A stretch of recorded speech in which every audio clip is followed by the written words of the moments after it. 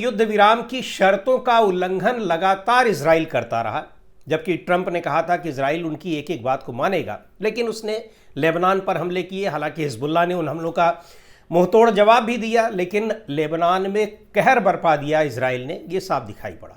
इधर अमेरिका ने भी युद्ध की शर्तों को तोड़ा है और उसने हॉर्मुज स्ट्रेट की नाकेबंदी करनी शुरू कर दी। यद्यपि यह कहा था कि जो जहाज वहां से गुजरेंगे उनके ऊपर वो हमला करेगा, जो ईरान के बंदरगाहों पर जाएंगे, लेकिन ईरान ने कहा कि हमला करने की अगर आपने कोशिश की तो आपको वैसे ही मुंहतोड़ जवाब मिलेगा जैसे 40 दिन की लड़ाई में हमने दिया, और आप पस्त होकर हमसे युद्ध विराम करने पर मजबूर हुए हैं और आगे भी आप सारे समझौते करेंगे और हमारी ही शर्तों पर करेंगे।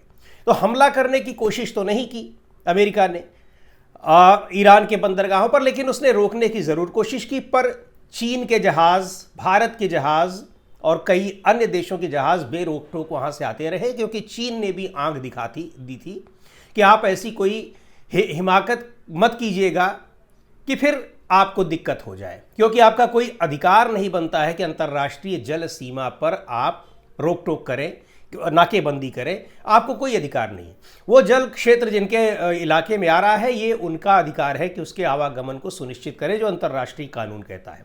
बहरहाल 17 तारीख को हॉर्मुज स्ट्रेट को खोलने के लिए ईरान के राष्ट्रपति मसूद पेजेश्कियन ने घोषणा कर दी, लेकिन उसके बाद अब डोनाल्ड ट्रंप जो बयानवीर बने हुए हैं, लगातार झूठ बोल रहे हैं, उनका झूठ हर दिन उन्हीं के देश के लोग पकड़ रहे हैं, बात कर रहे हैं, उनके अखबारों में आर्टिकल लिखे जा रहे हैं।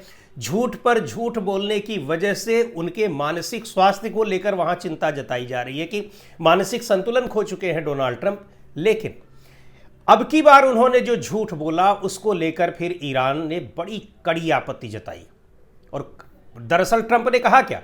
ट्रंप ने कहा कि ईरान फिर से वही बात दोहराई कि हार गया है, मजबूर हो गया है हॉर्मुज स्ट्रेट को खोलने के लिए, हमारी सारी शर्तें वो मानेगा, वार्ता की मेज पर भी आएगा।